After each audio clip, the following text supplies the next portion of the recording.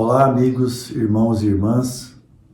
Você já parou para pensar que aquela pessoa que bate à sua porta pedindo um pouco de comida, um agasalho ou mesmo algumas moedas, ou te aborda na rua enquanto você está passando, que ela pode ser uma pessoa bem diferente do que ela aparenta ser? Eu penso bastante nisso. Uma outra pergunta que eu faria: como você tem agradecido os dons e as graças que você recebe de Deus? Como é que você tem se posicionado com relação a isso?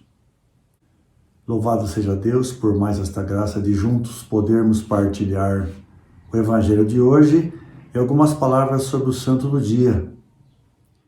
E essas imagens que você vê ao fundo são de uma região em torno de uma cidade que fica na França, chamada Tours.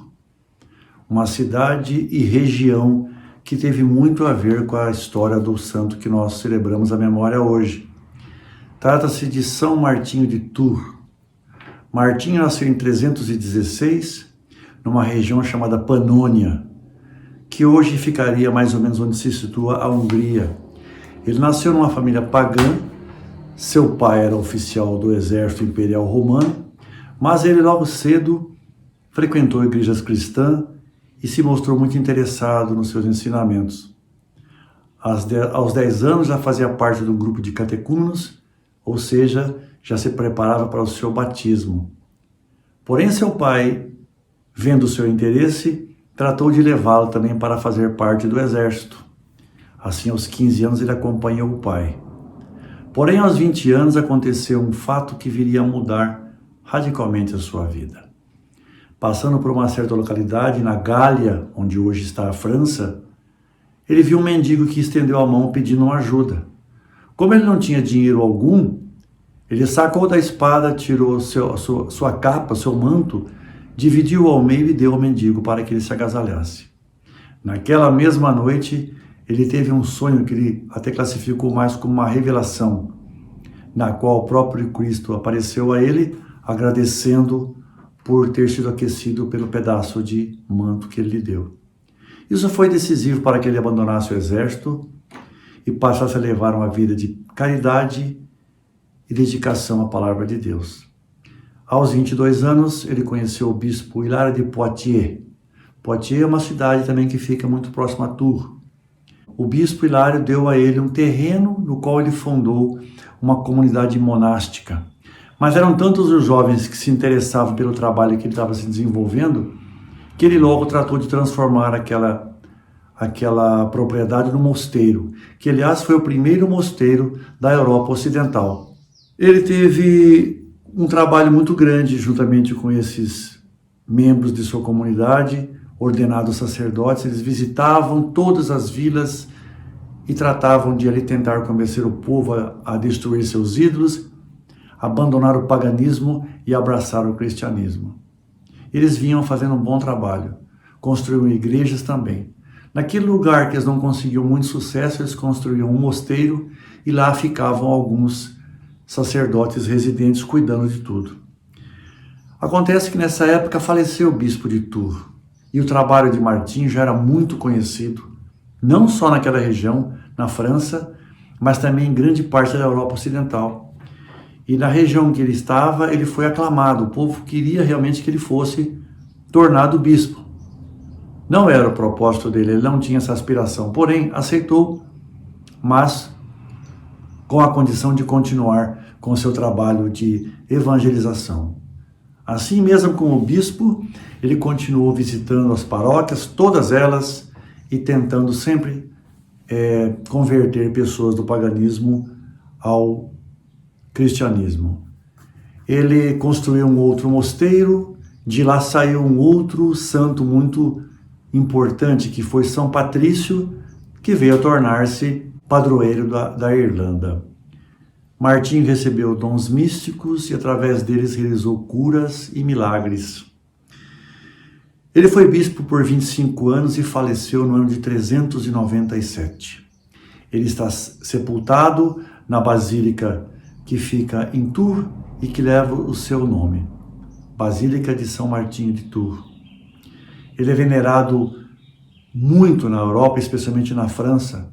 Só para você ter uma ideia, só na França existem mais de 4.000 igrejas e capelas com o nome dele, além de muitas localidades, ruas e praças.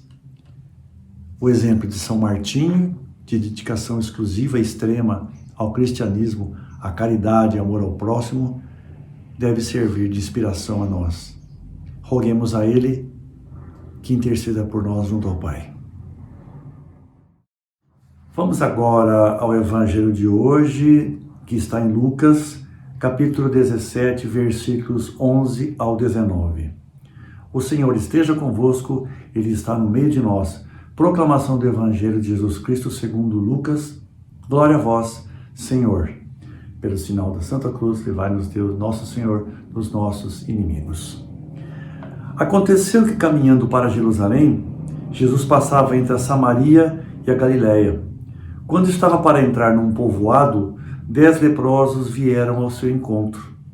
Pararam à distância e gritaram: Jesus, mestre, tem compaixão de nós. Ao vê-los, Jesus disse: Ide apresentar-vos aos sacerdotes. Enquanto caminhavam, aconteceu que ficaram curados. Um deles, ao perceber que estava curado, voltou glorificando a Deus em voz alta. Atirou-se aos pés de Jesus, com o rosto por terra, e lhe agradeceu. E este era um samaritano. Então Jesus lhe perguntou: Não foram 10 os curados? E os outros 9, onde estão? Não houve quem voltasse para dar glória a Deus, a não ser esse estrangeiro? E disse-lhe: Levanta-te e vai, a tua fé te salvou. Palavra de salvação, glória a vós, Senhor.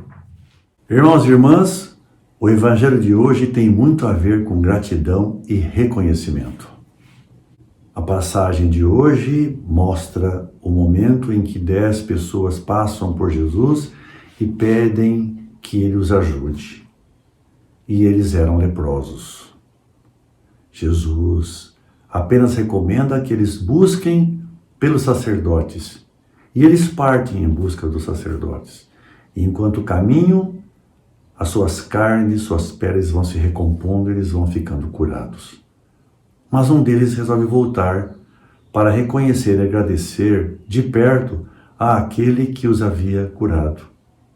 E ele, reencontrando Jesus, se prostra aos pés dele, agradece e coloca seu rosto junto ao chão. Isso é um sinal de gratidão e também, nesse momento, ele reconhece que aquele que o salvara é o Salvador da humanidade. A lepra, nos tempos antigos, meus irmãos, era uma doença terrível. Ela obrigava as pessoas a ficarem segregadas, separadas da sociedade, da família, dos amigos. Viviam em grupos, em bandos, uns ajudando aos outros enquanto esperavam a morte chegar. E quem definia quem estava doente e quem se curava eram os sacerdotes. Eles que atestavam se aquela mancha no corpo era doença ou se estavam livres dela e podiam, portanto, se reintegrar ao convívio normal. Hoje em dia, a lepra está sob controle. Não está totalmente erradicada, mas praticamente temos poucos casos a nível mundial.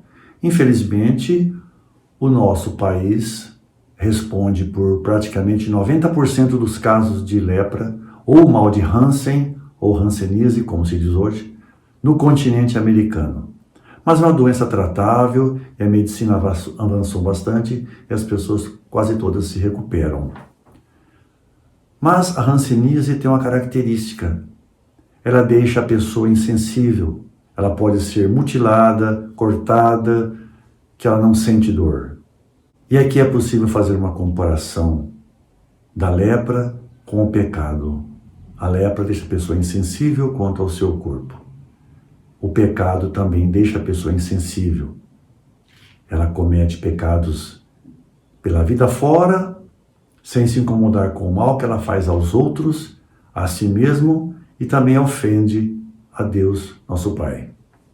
Aqueles que seguiram o caminho estavam alegres, felizes, contentes porque iriam voltar para a vida normal, estavam curados.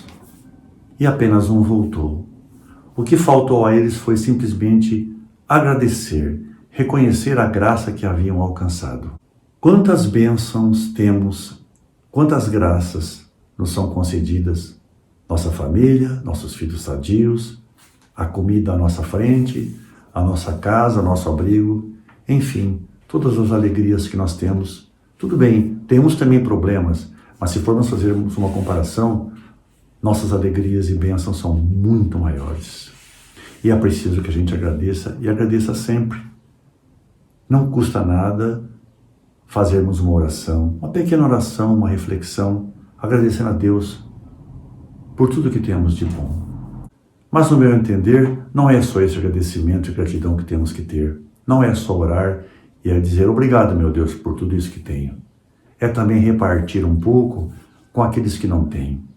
E aqui não estou me referindo apenas àquela ajuda material, àquela esmola, àquela roupa usada, àquela comida. Me refiro também a gente dispor um pouco do tempo para levar uma alegria ou uma palavra de consolo para quem está desesperançado e sem rumo na vida. Como você tem se comportado com relação a isso? Você acha que as graças que você tem simplesmente caem do céu e são por acaso? Temos que refletir sempre sobre isso para que a gente se reposicione e tome o melhor caminho com relação a de fato agradecermos verdadeiramente tudo de bom aquilo que Deus nos dá. Voltemos sempre e nos prostremos aos pés do Pai. Agradeçamos tudo de bom que temos tido em nossas vidas e repartamos com outros as bênçãos que temos. Não se esqueçamos nunca que aquele que precisa de nós pode ser bem mais aquilo do que aparenta ser. Pense nisso.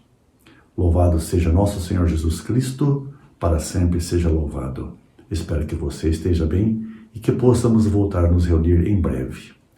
Fique com o meu abraço.